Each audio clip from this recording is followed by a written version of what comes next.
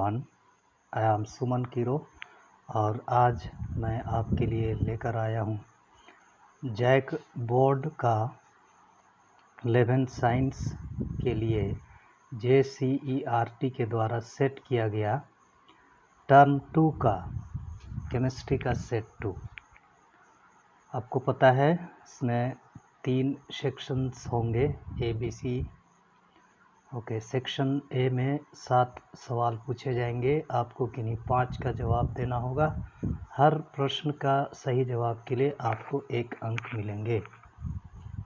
पहला सवाल है right Lewis dot structure of H2O molecule.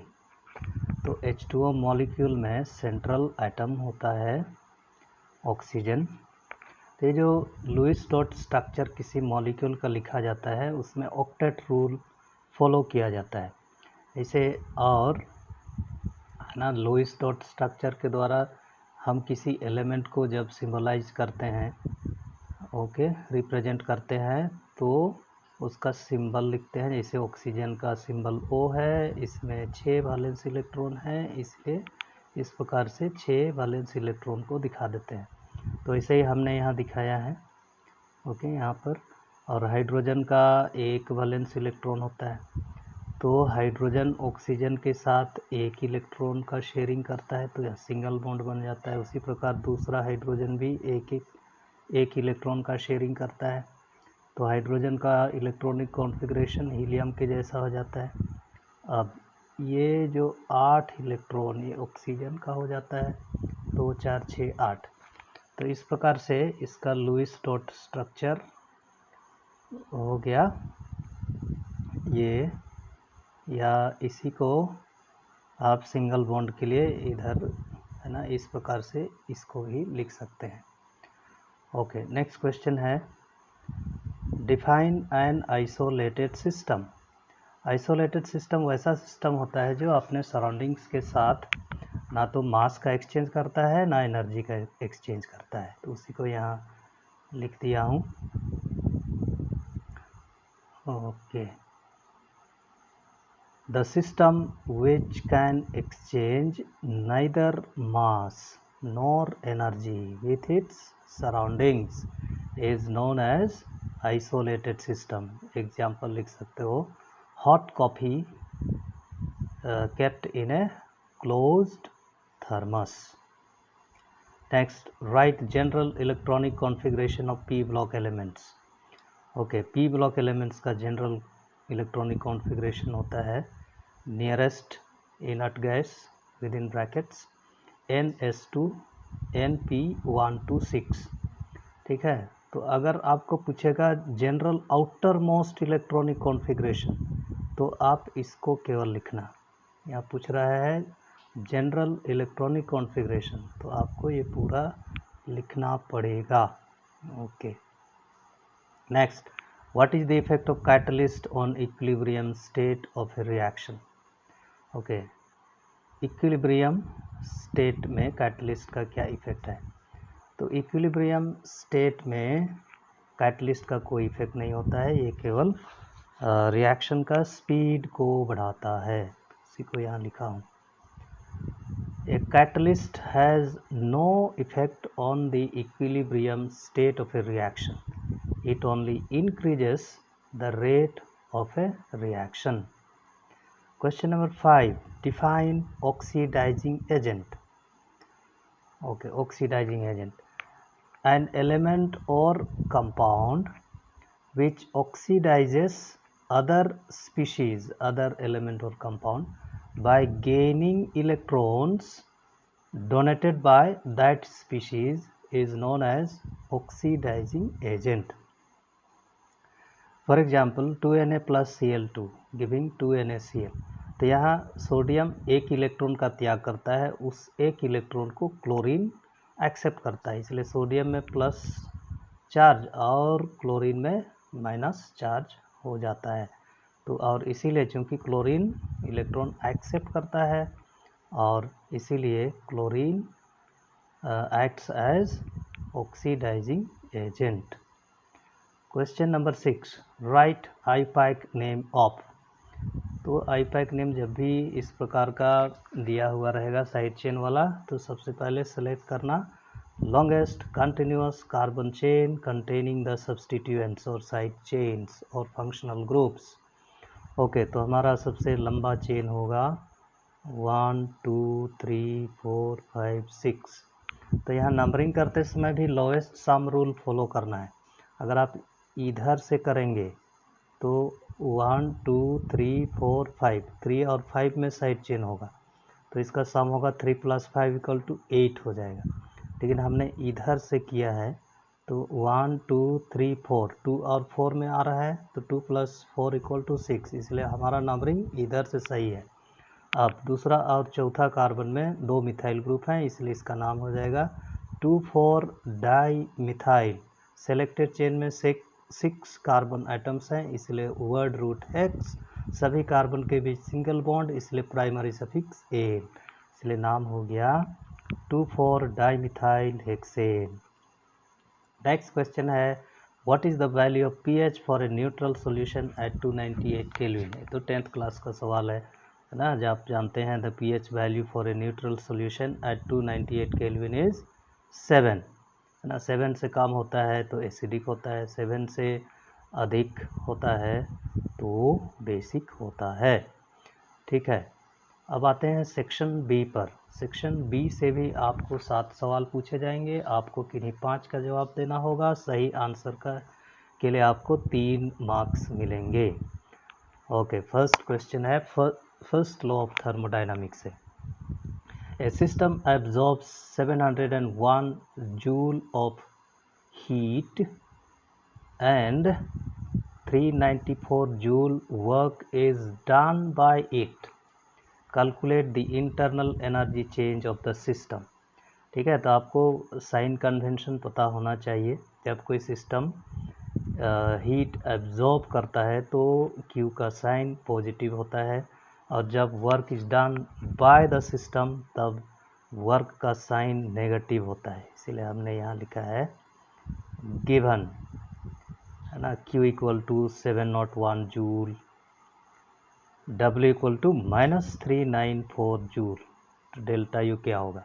क्या according to first law of thermodynamics delta U is equal to Q + W। अब values लगा देना है, 701 - 394 तो आ जाएगा 307 जूल। ठीक, अब next very easy question, find number of sigma and pi bonds in the following molecules ना, इथीन और इथाइन में पूछा है। तो अब क्या कीजिएगा, इनका स्ट्रक्चर डिटेल्ड स्ट्रक्चर बना लीजिएगा। क्या आप जानते हैं डबल बॉन्ड में एक पाई बॉन्ड और सिग्मा बॉन्ड होता है, इसलिए C2H4 में हो जाएगा नंबर ऑफ सिग्मा बॉन्ड्स 1 2 3 4 5 है ना, 5 हो गया। यहाँ एक डबल बॉन्ड है मतलब एक पाई बॉन्ड है।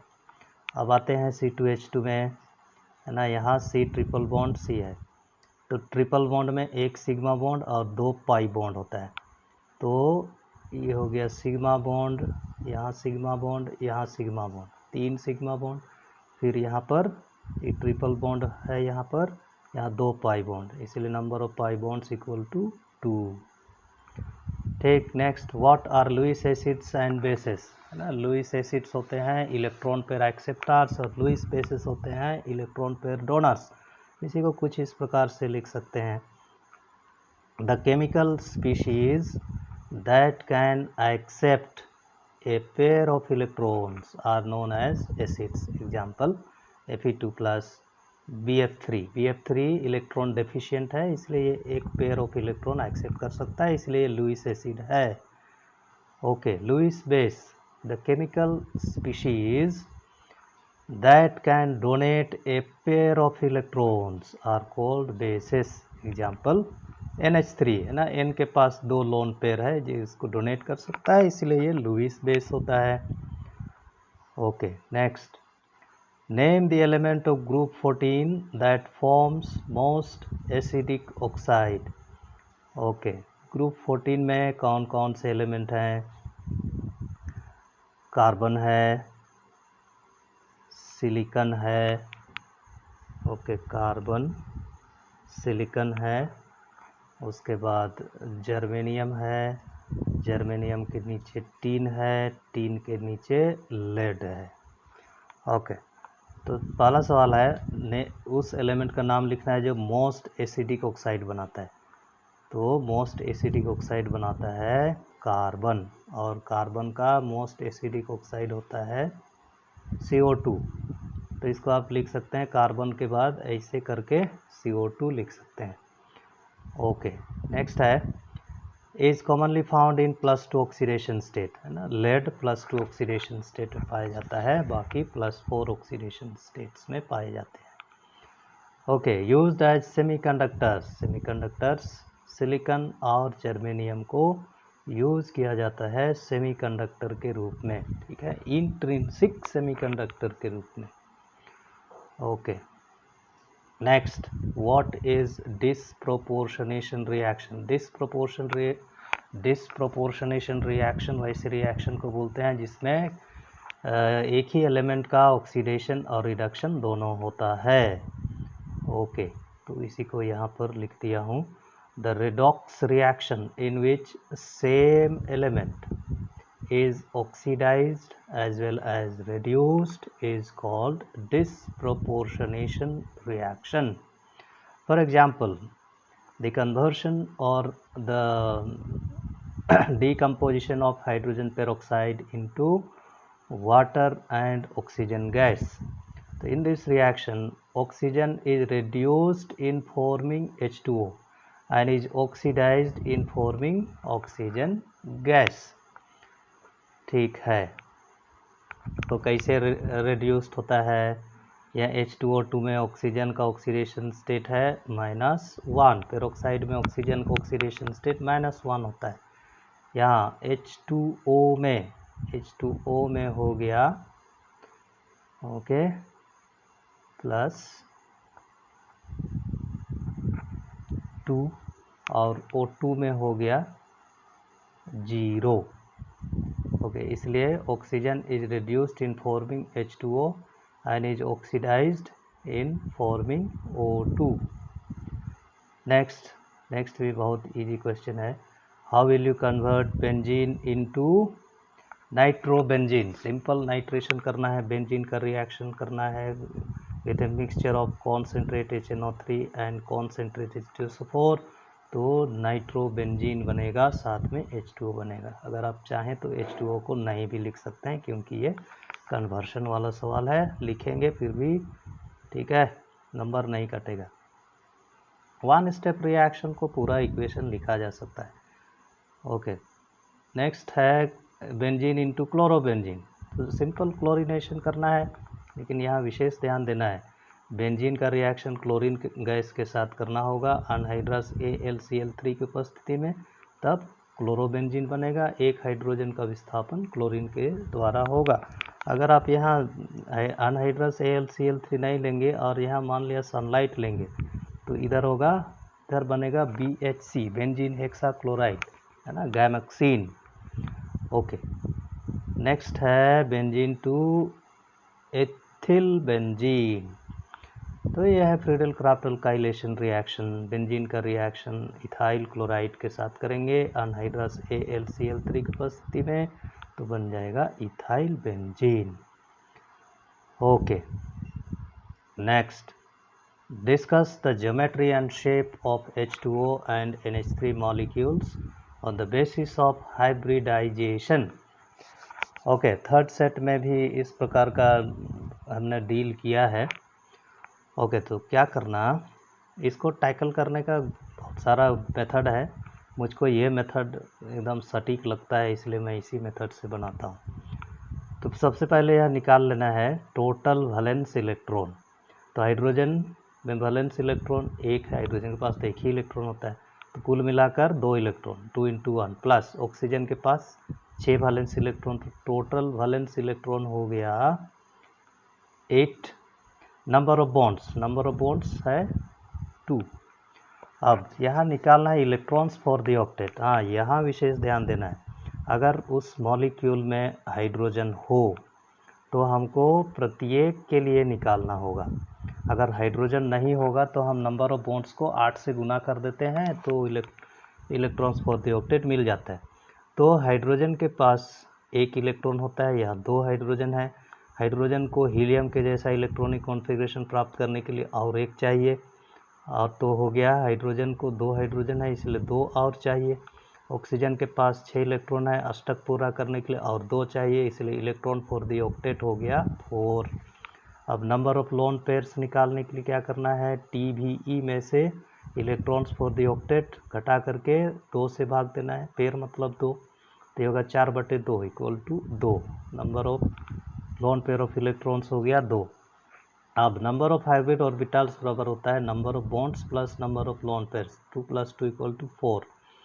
तो हाइब्रिडाइजेशन, कौन सा हाइब्रिडाइजेशन होगा जिससे हमको 4 हाइब्रिड ऑर्बिटल मिलेंगे, तो होगा sp3। जब sp3 हाइब्रिडाइजेशन होता है तो ज्योमेट्री होता है टेट्राहीड्रल, लेकिन यहाँ पर शेप अलग होगा, शेप होगा बेंट और भी शेप, जो कि इस प्रकार का होगा। ये भी शेप्ड या बेंट इसीलिए होगा क्योंकि यहाँ पर लोन पेयर रिपल्शन होगा, इधर lone pair bond pair repulsion होगा, इधर lone pair bond pair repulsion होगा, और इसीलिए ये जो H2O होता है इसका ज्योमेट्री तो होता है टेट्राहीड्रल लेकिन शेप होता है बेंट। नेक्स्ट, इसी प्रकार हम NH3 का भी निकालेंगे। यहाँ भी हाइड्रोजन है इसलिए यहाँ भी हमको विशेष ध्यान देना है। तो टोटल वैलेंस इलेक्ट्रॉन हो जाएगा नाइट्रोजन ग्रुप 15 का, इसलिए 5 प्लस हाइड्रोजन, 3 हाइड्रोजन, 5 + 3 × 1 = 8। ओके, 8 हो गया। नंबर ऑफ बॉन्ड्स हो गया 3। अब electrons for the octet, nitrogen के पास 5 इलेक्ट्रॉन है, अष्टक पूरा करने के लिए 3 चाहिए। अब यहाँ 3 हाइड्रोजन है, एक हाइड्रोजन के पास 1, तो 3 हाइड्रोजन, तो और 3 चाहिए, इसलिए 3 + 3 = 6। अब number of lone pair of electrons, तो TBE minus electrons for the octet by 2, 8 - 6/2, तो 2/2 = 1। इसलिए number of hybrid orbitals, this is equal to number of bonds plus number of lone pair of electrons, 3 + 1 = 4। तो sorry 4 hybrid orbital प्राप्त करने के लिए hybridisation होना चाहिए sp3, इसलिए ज्योमेट्री हो जाएगा टेट्राहीड्रल, लेकिन शेप होगा, इसको बोल सकते हैं अम्ब्रेला शेप्ड, है ना, अम्ब्रेला के जैसे, या इसको लिख सकते हैं डिस्टॉर्टेड टेट्राहीड्रल। ओके, ठीक है। अब सेक्शन सी में आते हैं, कंप्लीट द फॉलोइंग रिएक्शन, है ना, सिंपल रिएक्शन यहाँ पर है। इथीन का catalytic hydrogenation in the presence of a catalyst, तो क्या करना है, दोनों कार्बन में एक एक हाइड्रोजन ऐड कर देना है और डबल बॉन्ड को सिंगल बॉन्ड में बदल देना है। ठीक है, तो पहले से 2 था 3 हो जाएगा, इधर भी पहले से 2 था 3 हो गया और बना इथेन। सेकेंड क्वेश्चन है वुर्ज रिएक्शन, जिसमें मिथाइल ब्रोमाइड का reaction, 2 molecules of methyl bromide, इधर एक मिथाइल ब्रोमाइड, इधर एक मिथाइल ब्रोमाइड का रिएक्शन सोडियम मेटल के साथ ड्राई ईथर की उपस्थिति में हो रहा है, तो सिमेट्रिकल अल्केन बनता है। दोनों मिथाइल ग्रुप आपस में जुड़ जाएंगे और इथेन बनेगा, साथ में बनेगा NaBr। नेक्स्ट, प्रोपीन का रिएक्शन HCl के साथ, यहाँ यूज करना है मार्कोनिकॉप्स रूल। ओके, तो मार्कोनिकॉप्स रूल के अनुसार जुड़ने वाले रिएजेंट का नेगेटिव पार्ट डबल बॉन्ड वाले उसी कार्बन में जुड़ता है जिसमें कम हाइड्रोजन होता है, और पॉजिटिव पार्ट उसी कार्बन में जुड़ता है जिसमें अधिक हाइड्रोजन होता है। इसलिए क्या होगा, क्लोरीन जुड़ेगा यहाँ ना, क्लोरीन यहाँ जुड़ेगा और हाइड्रोजन यहाँ जुड़ जाएगा, डबल बॉन्ड सिंगल बॉन्ड में बदल जाएगा, तो बन जाएगा 2-क्लोरोप्रोपेन। Okay, next question, ethyl chloride plus alcoholic KOH, alcoholic KOH के साथ रिएक्शन करने से बीटा एलिमिनेशन होता है। ठीक है, यहाँ से क्लोरीन और यहाँ से एक हाइड्रोजन हट जाएगा और इसके बीच में डबल बॉन्ड लगा देना है, तो हमारा प्रोडक्ट हो जाएगा इथीन प्लस KCl के साथ जुड़ेगा, KCl plus H2O। Okay, next, calcium carbide plus H2O। ठीक है, यह method of preparation of ethyne या असिटिलीन या वेल्डिंग गैस। ओके, तो यहाँ बनता है इथाइन प्लस कैल्शियम हाइड्रोक्साइड। ठीक, अब हम लोग आते हैं क्वेश्चन नंबर 16 पर। Balance the following redox reaction by ion electron method MnO4 plus I minus giving MnO2 plus I2 in basic media. तो क्या करना है, सबसे पहले इस रिएक्शन को लिखना है और ऑक्सीजन और हाइड्रोजन को छोड़कर बाकी का ऑक्सीडेशन स्टेट को इंगित कर देना है। तो MnO4 में Mn का ऑक्सीडेशन स्टेट होता है +7, ओके। I का तो यहाँ दिया हुआ है -1। MnO2 में मैंगनीज का ऑक्सीडेशन स्टेट होता है +4। I2 गैस, I2 में आयोडीन का ऑक्सीडेशन स्टेट होता है 0। तो इससे हमको पता चलेगा कि किसका ऑक्सीडेशन हो रहा है और किसका रिडक्शन हो रहा है। यहाँ Mn +7 से आ जा रहा है +4 में, मतलब ऑक्सीडेशन स्टेट घट रहा है, अर्थात मैंगनीज का रिडक्शन हो रहा है। I माइनस चला जा रहा है I2 में, तो ऑक्सीडेशन स्टेट 0 हो रहा है, -1 से 0, मतलब ऑक्सीडेशन स्टेट बढ़ रहा है, मतलब I माइनस का ऑक्सीडेशन हो रहा है। तो इसीलिए ऑक्सीडेशन हाफ रिएक्शन और रिडक्शन हाफ रिएक्शन को हमको अलग अलग लिख देना है। तो ऑक्सीडेशन हो रहा है I माइनस का ऑक्सीडेशन I2 में। तो I2 जब लिख रहे थे I2, इसलिए इसको आयोडीन को 2 बार करने के लिए यहाँ 2 हमने लिख दिया, 2I। तो I माइनस को I2 में बदलने के लिए 2 इलेक्ट्रॉन का त्याग करना होगा, इसलिए यहाँ +2 इलेक्ट्रॉन। अब Mn +7 को Mn +4 में बदलने के लिए 3 इलेक्ट्रॉन रिसीव करना होगा, तो ये 3 इलेक्ट्रॉन हमने +3 इलेक्ट्रॉन लिख दिया, तो Mn4+। अब यहाँ पर क्या करना है, इलेक्ट्रॉन की संख्या बराबर करनी है। तो यहाँ 2 इलेक्ट्रॉन है और यहाँ 3 इलेक्ट्रॉन है, इसलिए हम इस इक्वेशन को 3 से गुना करेंगे और इसको 2 से गुना करेंगे। अब ओवरऑल रिएक्शन लिखते समय क्वेश्चन में जो सीक्वेंस दिया हुआ रहेगा उसी सीक्वेंस को हम फॉलो करेंगे। तो MnO4 माइनस पहले दिया हुआ है, इसलिए हम क्या करेंगे, इसको पहले लिखेंगे 2Mn +7 प्लस 3 दूना 6I माइनस, तब बनता है 2Mn4 प्लस 3I2। ओके, अब यहाँ जांच करना है कि दोनों और पॉजिटिव चार्ज की संख्या बराबर है कि नहीं। ओके, यहाँ पर 2 सत्ते 14 पॉजिटिव चार्ज और यहाँ 6 नेगेटिव चार्ज, तो 14 माइनस 6 तो हो गया 8 पॉजिटिव चार्ज। अब इधर गिनती करते हैं, 2 चौके 8, तो इधर भी 8 पॉजिटिव चार्ज है, तो पॉजिटिव चार्ज दोनों तरफ बराबर है, इसलिए हम अगला स्टेप में जा सकते हैं। तो अब आगे क्या करना है, ये जो आयंस किस प्रकार के मॉलिक्यूल्स में है, किस स्पीसीज में है, उसको उतार देना है।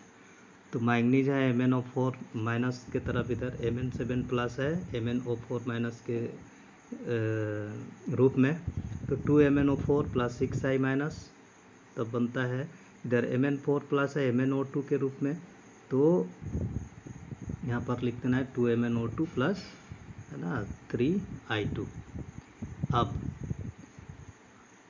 अब बैलेंस करना है हाइड्रोजन और ऑक्सीजन को, ठीक है।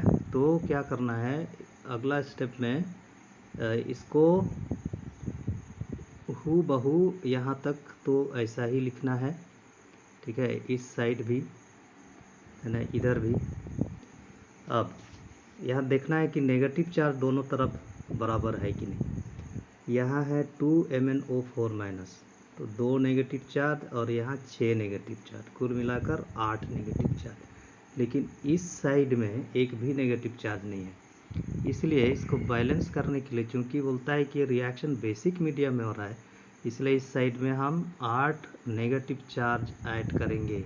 तो क्योंकि बेसिक मीडियम है इसलिए यहाँ 8OH माइनस। अब इधर 8OH माइनस होगा तो इधर हो जाएगा 4H2O।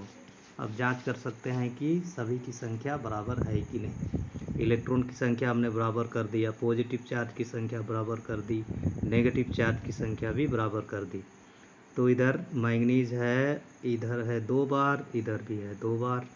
ऑक्सीजन 2 चौके 8, 8 प्लस 4 12, इधर 2 दूना 4, 4 और 8 12, हाइड्रोजन 4 दूना 8, इधर भी 8। तो इस प्रकार से हमारा ये बैलेंस हो गया। ठीक है, अब find hybridisation of the central atom in the following species. ठीक है, तो इस प्रकार का हमने किया है सेट 3 में भी। ओके, ठीक है, हाइब्रिडाइजेशन सेंट्रल आइटम का पहला है BF3 total valence electron. Boron का वैलेंस इलेक्ट्रॉन होता है 3 हो गया, इसमें 3 फ्लोरीन है, एक फ्लोरीन में से वैलेंस इलेक्ट्रॉन 7, तो 3 गुना 7 तो हो जाएगा 24। नंबर ऑफ बॉन्ड्स है 3। हाँ, क्योंकि यहाँ हाइड्रोजन नहीं है इसलिए इलेक्ट्रॉन्स फॉर द ऑक्टेट के लिए नंबर ऑफ बॉन्ड को 8 से गुना कर देना है। फिर number of lone pair of electrons TVE minus electrons for the octet by 2, 24 minus 24 by 2 बराबर हो गया 0। तो नंबर ऑफ हाइब्रिड ऑर्बिटल्स बराबर number of bonds plus number of lone pair of electrons, तो 3 + 0 इक्वल टू, यहाँ पर गलती से 0 लिखा गया है, यहाँ होगा 3। तो 3 हाइब्रिड ऑर्बिटल प्राप्त करने के लिए हमको चाहिए sp2 हाइब्रिडाइजेशन, इसलिए करेक्ट, इसलिए आंसर होगा हाइब्रिडाइजेशन sp2। अब आते हैं PCl5 total valence electron. Phosphorus है ग्रुप 15 का, वैलेंस इलेक्ट्रॉन है 5। ओके, क्लोरीन ग्रुप 17 का, 5 क्लोरीन है, इसे 5 × 7 तो ये हो जाएगा 40। नंबर ऑफ बॉन्ड्स हो गया 5, electrons for the octet 5 × 8 = 40। Number of lone pairs 40 - 40/2 = 0। अब number of hybrid orbitals, number of bond plus number of lone pair of electrons, 5 + 0 = 5, इसीलिए हाइब्रिडाइजेशन हो जाएगा sp3d, नहीं हो गया 1 और 3 4, 4 और 1 5। ठीक, next SF6 total valence electron. Sulphur है ग्रुप 16 का, इसलिए वैलेंस इलेक्ट्रॉन हो गया 6। यहाँ 6 फ्लोरीन है, एक फ्लोरीन में वैलेंस इलेक्ट्रॉन होता है 7, तो 6 × 7 तो 6 + 42 हो गया 48। नंबर ऑफ बॉन्ड्स है 6, electrons for the octet 6 × 8, 6 8 jar 48। Number of lone pair of electrons 48 - 48/2 = 0। Number of hybrid orbitals हो जाएगा number of bonds plus number of lone pair of electrons, तो 6 + 0 = 6, इसलिए हाइब्रिडाइजेशन हो जाएगा sp3d2। ओके, अब आते हैं SO4 2- सल्फर ग्रुप 16 का है, इसलिए वैलेंस इलेक्ट्रॉन हो गया 6। या 4 ऑक्सीजन है, एक ऑक्सीजन में 6 वैलेंस इलेक्ट्रॉन, 4 × 6, यहाँ 2 नेगेटिव चार्ज है, मतलब इसने और 2 इलेक्ट्रॉन एक्सेप्ट किया है, तो यहाँ +2 तो हो गया 32। Number of bonds 4, electrons for the octet, यहाँ तो हाइड्रोजन नहीं है इसलिए क्या करना है, नंबर ऑफ बॉन्ड को 8 से गुना कर देना है, 4 × 8 = 32। अब लोन पेयर ऑफ इलेक्ट्रॉन्स 32 - 32/2 = 0। अब नंबर ऑफ हाइब्रिड ऑर्बिटल्स बराबर हो जाएगा number of bonds plus number of lone pair of electrons, तो 4 + 0 = 4, देयरफॉर हाइब्रिडाइजेशन हो जाएगा sp3। ओके, नेक्स्ट NH4+, तो टोटल वैलेंस इलेक्ट्रॉन जाएगा, हाँ यहाँ हाइड्रोजन है, यहाँ इलेक्ट्रॉन्स फॉर द ऑक्टेट के लिए विशेष ध्यान देना है। ओके, नाइट्रोजन ग्रुप 15 का है, तो इसमें 5 वैलेंस इलेक्ट्रॉन है, हाइड्रोजन के पास 1 इलेक्ट्रॉन होता है, तो NH4 हाइड्रोजन है, तो 4 × 1, यहाँ एक पॉजिटिव चार्ज है, मतलब एक इलेक्ट्रॉन का त्याग हुआ है, इसलिए -1, तो हो जाएगा 5 + 3 = 8। Number of bonds = 4। अब electrons for the octet, nitrogen के पास 5 इलेक्ट्रॉन है, इसको और 3 चाहिए। अब ये 4 हाइड्रोजन है, तो चारों हाइड्रोजन को हीलियम के जैसा इलेक्ट्रॉनिक विन्यास प्राप्त करने के लिए और 4 इलेक्ट्रॉन चाहिए, तो इसलिए यहाँ +4 हमने लिखा है। अब यहाँ एक पॉजिटिव चार्ज है, ओके, तो उसके लिए भी हमको 1 इलेक्ट्रॉन देना होगा, तो +1 तो हो गया 8। अब number of lone pairs of electrons 8 - 8/2 = 0। Number of hybrid orbitals हो जाएगा 4 + 0 = 4, इसलिए हाइब्रिडाइजेशन हो गया sp3। तो इस प्रकार से आराम से कैलकुलेट कर सकते हैं, गलती होने की संभावना ही नहीं है। अब लेकिन आपको जानना होगा कि कौन सा एलिमेंट किस ग्रुप का है, वैलेंस इलेक्ट्रॉन की संख्या कितनी है। ठीक है, question number 18, enthalpies of formation of carbon monoxide gas, carbon dioxide gas and N2O4 gas are -110, -393, 81 and 9.7 kilojoule per mole respectively. Find the value of enthalpy change for reaction, enthalpy change of the reaction। तो यहाँ जो values दिया हुआ है ये एक एक molecule का है, इसलिए क्या करना है ना, ये इक्वेशन को ध्यान देने की आवश्यकता है। ओके, तो ये है ना, गिवन रिएक्शन को लिख देना इक्वेशन को। तो enthalpy change of the reaction equal to होता है sum of enthalpy of formation of products minus sum of enthalpy of formation of reactants. तो यहाँ प्रोडक्ट्स हमारे पास है N2O और CO2। तो N2O तो एक ही मॉलिक्यूल है, इसलिए 81 प्लस यहाँ 3 मॉलिक्यूल CO2, इसलिए 3 × -393 माइनस रिएक्टेंट तरफ N2O4 एक ही बार है, इसलिए 9.7 प्लस कार्बन मोनोऑक्साइड 3 बार है, इसलिए यहाँ 3 × -110। अब इस सब को सॉल्व करते जाना है, तो ये हो जाएगा कि 81 - 1179 -9.7 -330, तो ये हो जाएगा -1098 -320.3 माइनस इंटू माइनस हो गया प्लस। ओके, तो ये हो जाएगा -1098 प्लस 320.3, तो ये हो जाएगा -777.7, this is equal to -778 kilo joule per mole. ये हो गया आंसर। सॉरी, खांसी पकड़ दिया है। Next, the following concentrations are obtained for the formation of NH3 from N2 and H2 at equilibrium at 500 Kelvin। यहाँ N2 का मोलर कॉन्सेंट्रेशन दिया हुआ है 1.5 × 10⁻² मोलर ना, मोल्स पर लीटर को मोलारिटी बोलते हैं। Molar concentration of H2 3 × 10⁻² and concentration of NH3 1.2 × 10⁻² molar.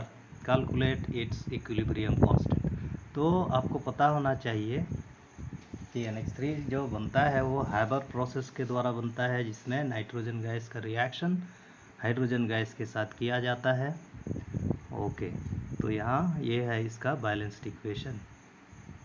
तो इसके लिए क्या करना है, equilibrium constant in terms of molar concentration निकालना है।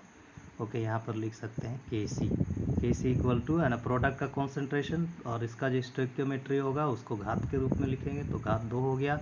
N2 का कॉन्सेंट्रेशन गुना H2 का कॉन्सेंट्रेशन, H2 का स्टोइकियोमेट्रिक कोएफिशिएंट है 3, तो यहाँ पावर 3 हो गया। अब वैल्यूज़ को लगा देंगे, 1.2 × 10⁻² का पावर 2 डिवाइडेड बाय 1.5 × 10⁻² इंटू 3 × 10⁻² का घात 3।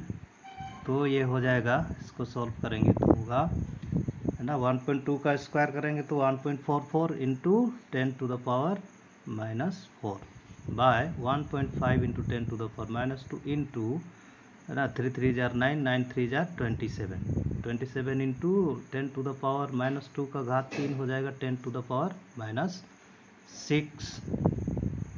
ओके, तो ये हो जाएगा 1.44 × 10⁻⁻4 डिवाइडेड बाय 40.5 × 10⁻⁻8।